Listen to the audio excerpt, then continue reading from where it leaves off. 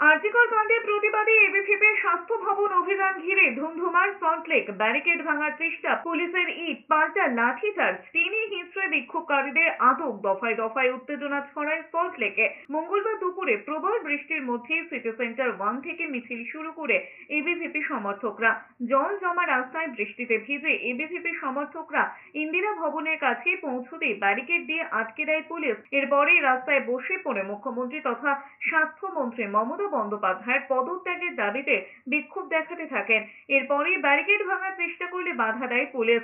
পুলিশকে লক্ষ্য করে ইট ছোড়া হয় বলে অভিযোগ। এরপরই আন্দোলনকারীদের ধাওয়া করে পুলিশ। টেনে হিঁচড়ে বিক্ষোভকারীদের কয়েকজনকে আটক করে।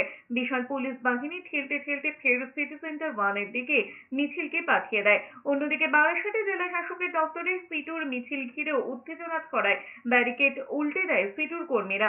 বিক্ষোভকারীদের সঙ্গে পুলিশের ধস্তাধস্তি বেঁধে যায়। অন্যদিকে সিপি বিনীত গোয়েলের পদত্যাগের দাবিতে কংগ্রেস কর্মীদের লালবাজার অভিযান ঘিরেও উত্তেজনা ছড়ায়। ধর্মতলায় জমায়েত করতে কংগ্রেস কর্মীদের গ্রেফতার করে পুলিশ।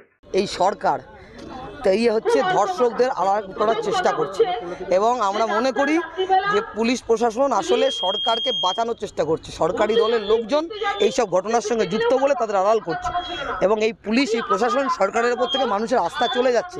ক্রমশ সমস্ত স্তরের মানুষ নেমেছেন।